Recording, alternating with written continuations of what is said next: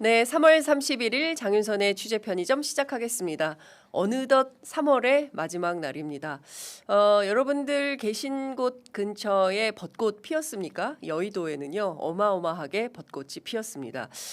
이럴 때 또 취재 편의점이 카메라 메고 벚꽃 나들이 기획을 한번 해야 될 것 같은데요. 저희가 여의도에 많이 계시는 국회의원분들 가운데 가장 인기 있는 분들을 좀 엄선해가지고 저희가 함께 벚꽃 나들이 기획을 좀 해보도록 하겠습니다. 댓글창에 여러분들께서 벌써 오셔서 대기하고 계시는데요. 명수유님께서 편의점 41번째 출석, 그리고 편의점 점장님 항상 건강관리 잘해요라고 하셨습니다. 건강관리 해야 됩니다. 네, 운동할 시간이 없어가지고 참 큰일이고요. SESDCW 오브 갓님께서는 장 기자님 어제 뉴스하이킥에서 제대로 하려고 하셔서요. 멋졌습니다. 이렇게 의견 주셨는데요. 오랜만에 제가 혈압이 올라가지고 머리가 좀 아프더라고요. 네, 퇴근하는 내내 머리가 지끈지끈 아팠다라는 말씀 드리겠습니다. 역시 뉴욕에서 노미님께서 취재 편의점 안녕하세요. 저는 내일 하루 더 일하면 수요일부터 3일간 휴가입니다. 좋으시겠습니다. 네, 비록 안과, 치과, 은행에 일 보러 다니느라 어디 놀러도 못 가지만 출근은 안 해도 되니 벌써 신나요 하셨습니다. 다들 신나는 일 한 가지씩 일어나는 화요일이 되시길 바랍니다. 그러니까요. 예, 다들 신나는 일 하나씩 일어나는 혹시 내 인생의 기적? 이런 게 오늘은 한 번쯤 일어나는 그런 날이 되면 좋겠습니다. 자, 저희가 준비한 소식 첫 번째 소식은 영상으로 우선 만나보시겠습니다.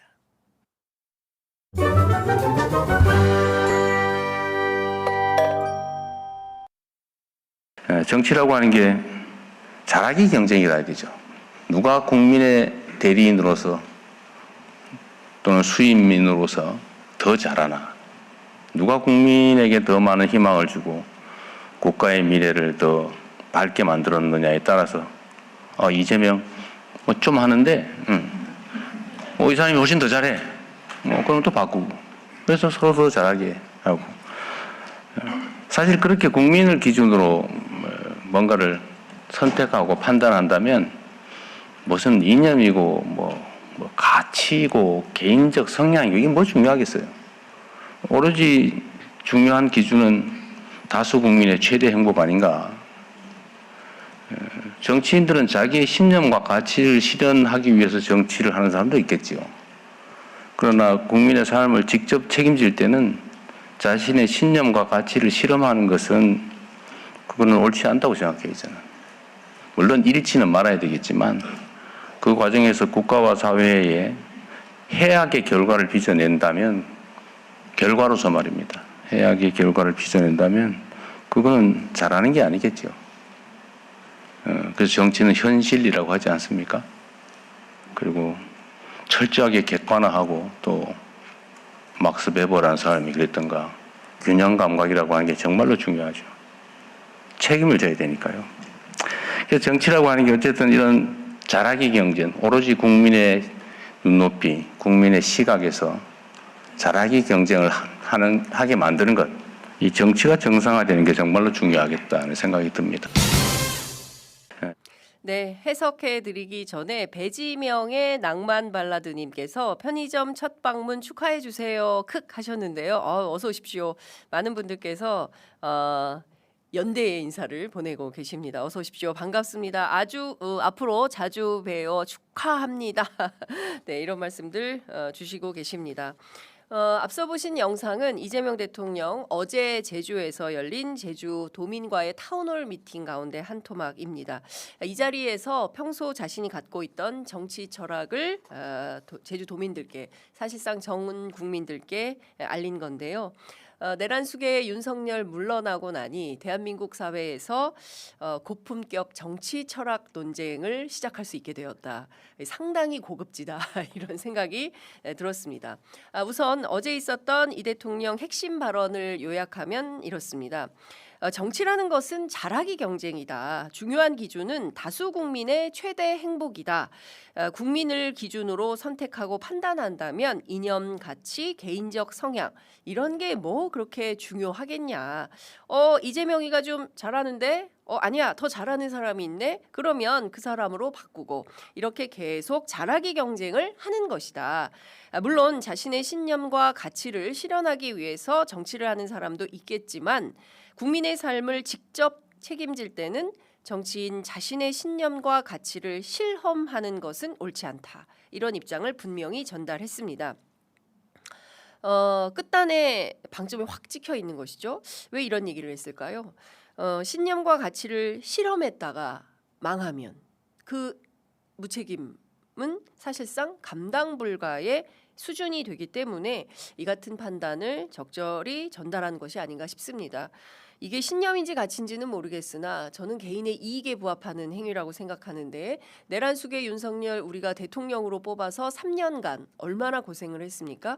마침내 극단적 이기주의에 몰리자 이 사람이 비상계엄 내란을 일으켜서 전 국민을 그야말로 도탄에 빠뜨리려고 했던 그걸 생각해 보면 신념과 가치도 중요하지만 현장에서 책임을 져야 하는 위치에 있는 사람들이라면 이 사람들 전체 국민을 대상으로 실험하는 것은 옳지 않다. 이런 주장을 분명히 한 걸로 보입니다. 뿐만 아니라 이재명 대통령은 정치는 누가 국민의 대리인으로서 더 잘하느냐, 누가 더 많은 희망을 주고 또 국가의 미래를 더 밝게 만드느냐에 따르는 경쟁이다라고 지적을 하고요. 이 사람이 훨씬 더 잘하면 또 바꾸고 그래서 서로 잘하게 하는 것이다. 특히 정치는 현실이라고 하지 않느냐. 막스 베버라는 사람이 그랬던가 균형 감각이라는 게 정말로 중요하다고 책임을 져야 되니까 이렇게 밝혔습니다. 1919년 1월 독일 뮌헨 대학의 진보적 학생 단체인 자유학생연합 초청 강연에서 정치 사상가 막스 베버는 직업으로서의 정치에 대해서 강의를 한 바 있는데요. 이때 베버가 강조한 정치인의 덕목과 자질은 크게 세 가지였습니다. 열정, 책임감, 그리고 균형 감각입니다.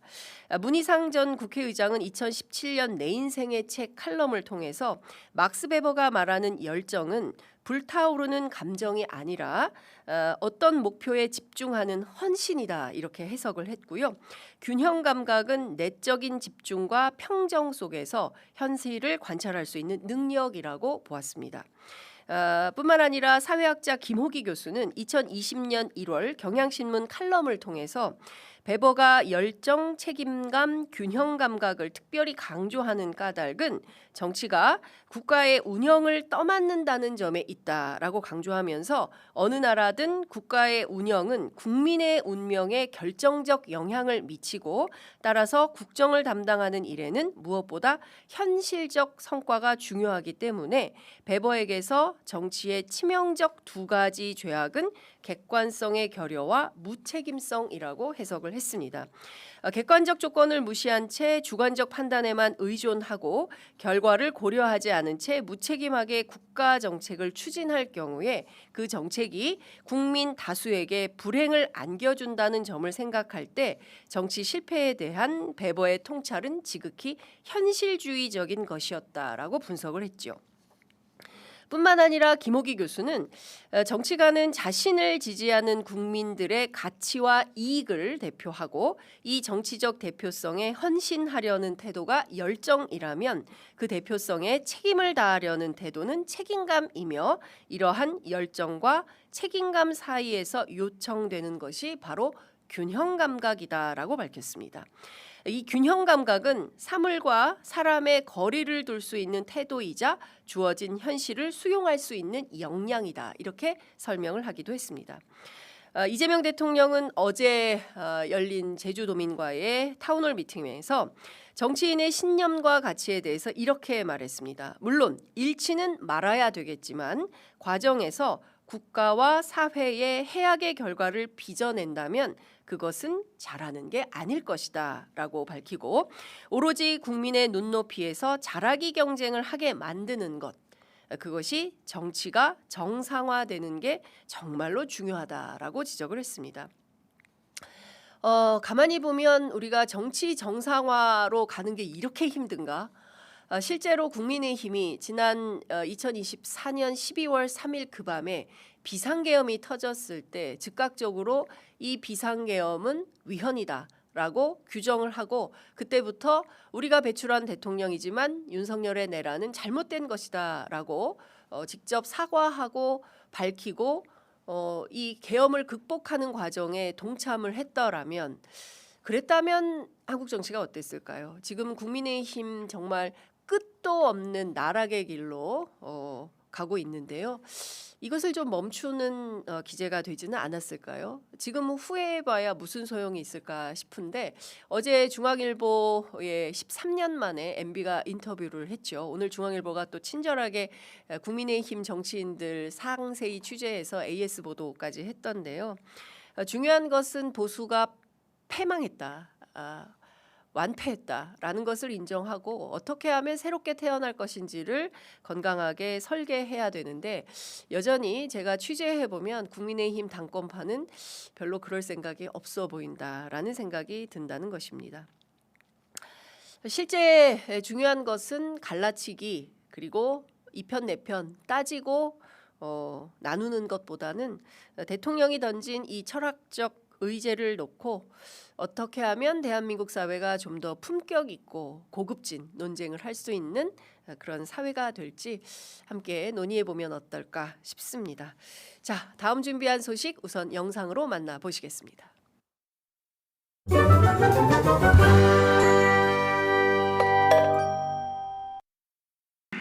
지금 전 세계적으로 에너지 문제 때문에 난리가 났잖아요. 사실 저도 잠이 잘 안 올 정도로 사실은 심각한 상황입니다. 지금 당장의 문제도 그렇지만 앞으로 미래는 더 상황이 좀 불안정해지는 것 같아요. 생각한 것보다 상황이 별로 안 좋아요. 근데 이 에너지 문제는 결국은 한 번쯤은 겪어야 될 문제이기도 했는데 지금 이제 신재생 에너지로 많이 전환해 가고 있잖아요. 근데 제주 같은 경우는 좀 특수한 지역이지 않습니까? 예를 들면 외부의 의존도 쉽지 않고 그러나 또 자연 재생에너지는 잠재력이 크고 제가 소문으로 듣기로는 재생에너지가 뭐 특정 시간대는 과잉 생산이 돼서 남아가지고 뭐 억지로 끄고 발전을 중단해야 되고 이런 상황이라고 얘기를 들었어요. 그런데 대한민국은 전체적으로 재생에너지로 정말 신속하게 전환해야 됩니다. 이제 화석에너지에 의존하면은 미래가 매우 위험하죠, 사실은. 뭐 자체 생산되는 것도 아닌데 수입조차 지금 저 모양이 되고 있으니까요. 그럼 재생에너지로 전환을 해야 되고 가장 빨리 현실적인 성과를 낼 수 있는 데가 저는 제주도가 아닐까 그런 생각이 들었어요. 그래서 상상으로 생각해 보면 모든 에너지원을 신속하게 재생에너지로 바꿔야죠. 예를 들면 전기차로 바꾸고 집안에 무슨 뭐 난방 이런 것도 빨리 전기나 이런 걸로 바꾸고 요새 그 뭐예요? 히터펌프? 히터펌프? 뭐 예를 들면 그러면 그 중에서도 풍력 자원은 엄청나게 많잖아요. 그게 좀 남는다고 하던데. 그래서 빨리 좀 이렇게 전기차 뭐 등등으로 전환하면 뭐 잘하고 계실 것 같긴 한데 좀 속도를 내면 어떨까 그런 생각이 들더라고요. 어제 저 장면을 보면서 제가 미처 발견하지 못한 장면이 있었는데요. 지금 다시 한번 또 꼼꼼히 보니까 대통령 하시는 얘기를 막 수첩에 막 이렇게 깨알같이 받아 적는 제주도민 혹시 여러분 그 장면에 걸리셨습니까? 뭐 잡히셨습니까? 야, 이게 대통령이 열정을 다해서 막 설명을 하고 또 그거를 막 초롱초롱해서 막 받아 적는 장면을 보니까 야, 역시 대한민국에는 희망이 있다라는 생각이 좀 듭니다. 물론 우리가 이란 느닷없는 정말 침략 전쟁이죠. 그 이란 전쟁 때문에 세계가 에너지 위기를 겪고 있습니다. 잠시 후에 저희가 10시부터 경제 전문가 그리고 국제 정치 전문가 두 분 모셔서 말씀을 좀 듣겠지만 대통령 실제 에너지 문제로 잠이 안 올 정도로 생각보다 매우 심각하다 이렇게 밝히고 있습니다. 그러면 우리는 언제까지 이 화석연료에 의존해서 호르무즈 해협이 막히면 뭐 삥삥 돌아서 지금 보니까 뭐 바브엘만 대부 해협을 지나 아니면은 뭐 희망봉 아프리카를 돌아서 와야 된다. 뭐 여러 가지 오늘 많은 언론들이 이제 그런 내용들을 보도하고 있는데 자급자족할 수 있는 방안은 없겠냐. 신재생 에너지로 돌파할 수 있는 비전을 만들 수는 없겠냐. 이런 고민까지 하는 것이 아닌가라는 생각이 좀 들었습니다. 할 수 있는 한 최대한 우리가 노력을 하고 정말 정이 안 돼서 화석연료를 필요한 것은 쓰고 이렇게 에너지 대전환을 하지 않으면 늘 이런 그 중동의 위협에 우리가 출렁일 수밖에 없는 이런 상황에 대해서 걱정을 하고 있는 걸로 보입니다. 가급적 다 전기차로 바꾸고 근데 보면 아시겠지만 국회의원들 타는 차 전기차 아니죠. 네, 이거 필요하다. 집안도 빨리빨리 전기 난방으로 바꾸고 뭐든 할 수 있는 한 최대한 재생에너지로 전환하지 않으면 지금은 그렇다 치더라도 미래가 더 걱정이 되는 상황이다라고 우려를 한 것입니다.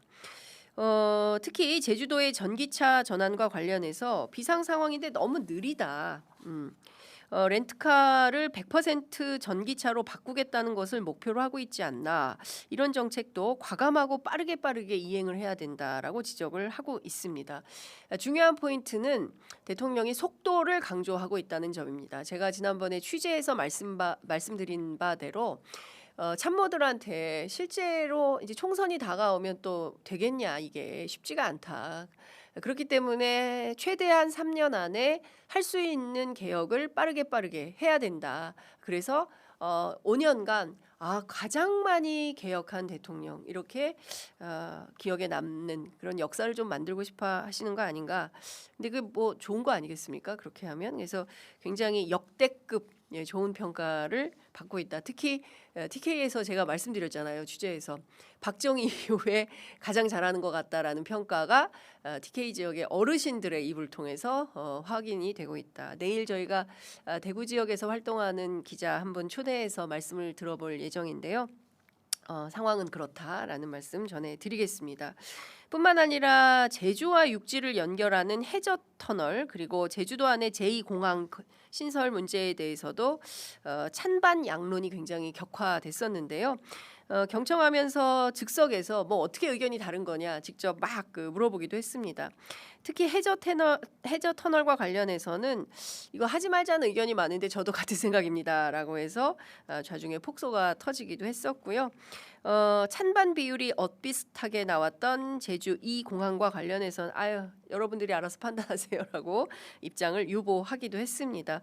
혹시 제주 타운홀 미팅에 참여했던 분들 계십니까? 댓글창에 관전평 남겨주시면 제가 소개해드리도록 하겠습니다. 자, 다음 준비한 소식 역시 영상으로 우선 만나보시겠습니다.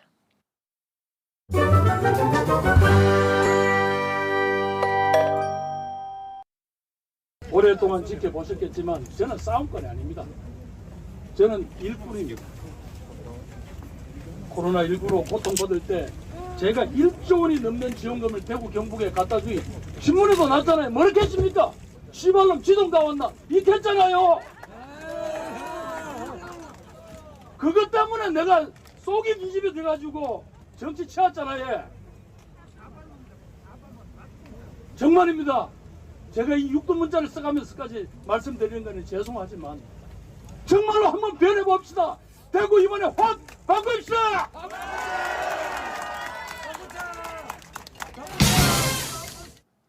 네, 저희 어제 취재 편의점이 오전 10시에 있었던 국회 소통관에서 열린 김부겸 전 총리의 대구시장 출마 선언 현장 여러분들 함께 보내드린 바 있는데요. 같은 날 오후 3시에는 그 대구 228 기념 중앙공원에서 방금 보신 영상대로 육두 문자까지 써가면서 기자회견을 했습니다. 봄비 내리는 우중 가운데 우산 한 손으로는 우산 이렇게 한 손으로는 그 원고 이렇게 뒤적이면서 회견하는 모습 여러분들 함께 보셨습니다.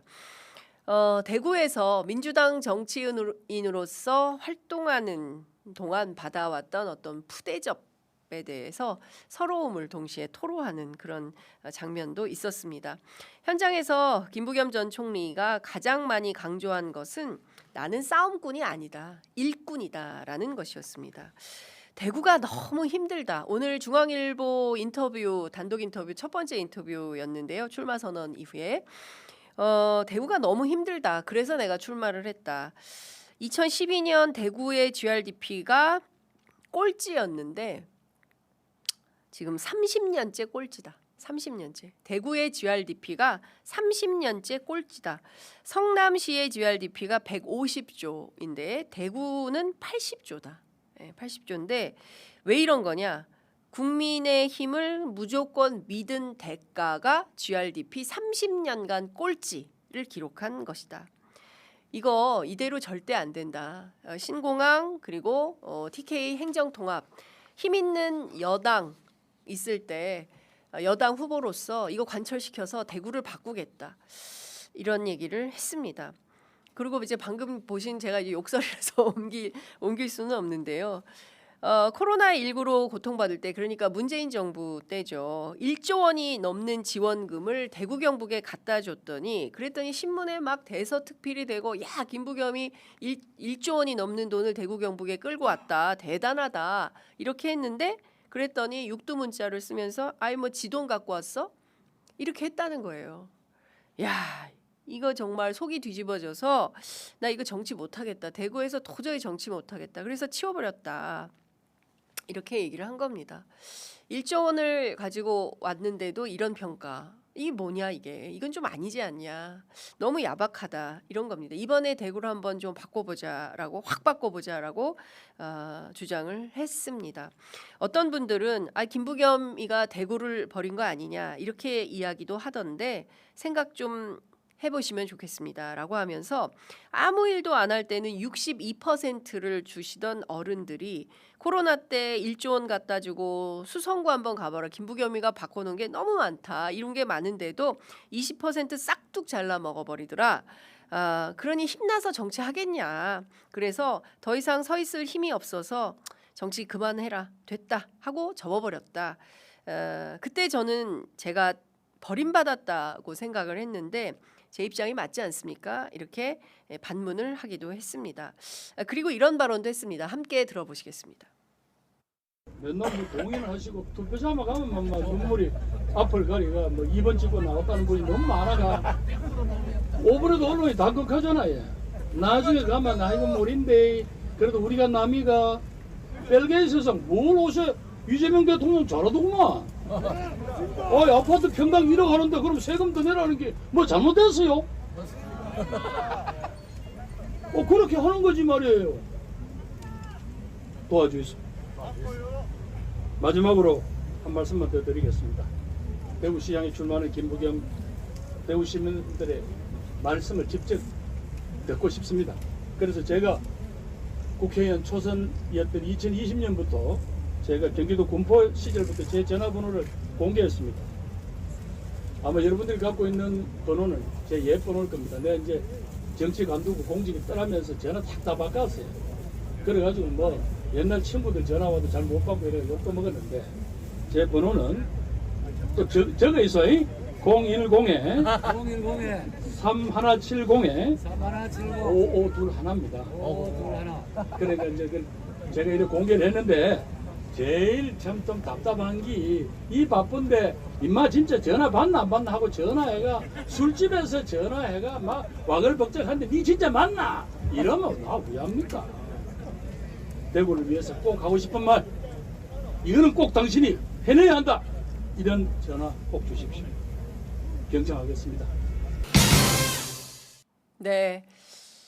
급합니다. 전화번호까지 딱 공개하고 실제로 직접 대구 시민들의 이야기를 듣겠다고 나선 것입니다. 얼마나 많은 민원이 쏟아질까요? 궁금하시죠? 아마도 조만간 취재 편의점 인터뷰로 모실 예정인데요. 주로 어떤 민원들이 들어왔는지 또 몇 통이나 전화가 직접 왔는지 직접 만나서 여쭤보고 또 여러분들께 소개해드리도록 하겠습니다. 끝으로 이 영상도 함께 보겠습니다. 우리가 대구가 이렇게 되었습니다. 저는 이유가 한 가지밖에 없다고 생각합니다. 바로 정치가 문제입니다. 정말 그동안 대구 시민들 뭐에 홀린 듯이 의리 지킨다는 명분하에 한 당의 표를 모아주었습니다. 그런데 그 당은 표만 받아갔습니다. 허리 이야기하는 대로 30년째 영내 총생산이 꼴찌임에도 불구하고 그들은 표를 받아가고 여기를 외면했습니다. 공청주는 중앙당만 쳐다보면 되니까 대구 시민을 거수기 취급했습니다. 최근에도 그렇다고 보여지는데 그렇지 않습니까? 불구하고 저 장면에서 저도 살짝 울컥했습니다. 이 한이 맺힌 거죠. 예, 제가 알기로는 갓난아기를 데리고 용달차에 딱 한 트럭 실어가지고 사모님하고 같이 야반 도주했다. 그때 대구를 떠났을 때 어떤 그 절망감은 말할 수도 없는 수준이다라고 하면서 눈시울을 붉혔던 장면이 지금도 저는 기억에 선합니다. 제가 인터뷰를 많이 했었거든요. 예, 그때 그 마음이 여전히 살아있다. 그러니까 김부겸이라는 정치인의 가슴 안에는 여전히 불기둥이 살아있구나라는 것을 어제 연설에서 확인하고 느꼈습니다. 노미니께서 도와주이소. 예, 김부겸 출정 연설 좋았다. 네, 우산 쓰지 말고 했어야지 이런 의견도 주시고 계십니다. 술집에서 확인차 전화하지 마세요. 그리고 신금을 울리는 명연설이었습니다. 아이고 대구 짠하다. 응원합니다. 이런 댓글들 주고 계십니다. 이 관련해서 저도 궁금해서 대구 지역 기자들을 상대로 전화를 돌려서 취재를 해봤더니요. 결론은 이렇습니다. 대구는 결단코 민주당에게 쉬운 지역이 아니다. 김부겸 바람, 여론조사 믿지 마라. 투표소에 들어가면 또 막판에 네거티브 바람이 한 번 불면 우리가 남이가 한 번이면 또 대구에서 빨간 잠바 입고 한 번만 살려주이소라고 돌아다니면 대구는 온통 빨간 물결이 된다. 그게 대구다. 이런 얘기가 대구 지역 기자들을 통해서 확인이 좀 됩니다. 대구 시민들 관성적으로 국민의힘을 지지해온 것은 사실입니다. 그러나 장동혁 지도부를 보고도 정당 지지율 17%를 찍는 이 상황에서도 여전히 내란숙의 윤석열과 절연하지 못한 채 어게인을 붙들고 있는 국민의힘을 또 지지하게 될까요? 제 생각에는 정치부 기자 오래 해온 제 판단으로는 이번에는 대구 시민들이 그런 판단을 하지 않을 거라고 생각합니다. 물론 저도 역시 아직 대구에 가보지 않았기 때문에 민심의 척도를 아주 적확하게 확인할 수는 없습니다. 한번 직접 가서 시민들께 마이크 드리고 어떤 의견들이신지 확인해 보도록 하겠습니다. 자, 끝으로 다음 준비한 소식 영상으로 만나봐야 될 것 같은데 지금 59분이어서 아주 짧게만 만나보도록 하겠습니다.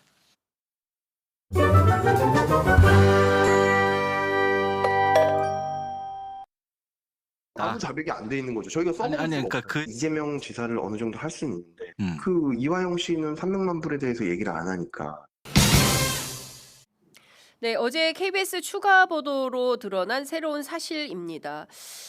어제 저희가 그 백정화 선생 통해서 확인한 바에 따르면 무려 20차례 이상이나 박상용 검사가 이화영 전 부지사를 상대로 이재명 당시 경기도지사에게 보고했다. 요 진술을 하라고 요구를 했다는 거 아니겠습니까?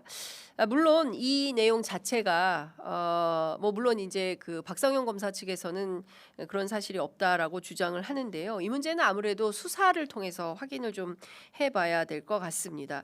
제가 어제 늦은 저녁 법무부 고위 관계자하고 직접 통화를 통해서 확인한 것은 물론 박상용 검사와 관련해서 법무부 감찰 결과가 아직 적확하게 나온 것은 아니고 현재도 감찰 중이기 때문에 사실관계를 명징하게 확인할 수는 없지만 박상용 검사가 SNS에 올리는 글은 개인적 주장에 불과하다. 중요한 것은 2차 종합특검 수사를 통해서 진실을 밝혀내는 것이 매우 중요하다라는 입장을 전달했습니다. 관련된 내용은 추후 이어지는 인터뷰를 통해서 조금 더 깊이 있게 다뤄보도록 하겠습니다. 자, 오늘 준비한 뉴스퀵 배송 여기까지 하겠습니다.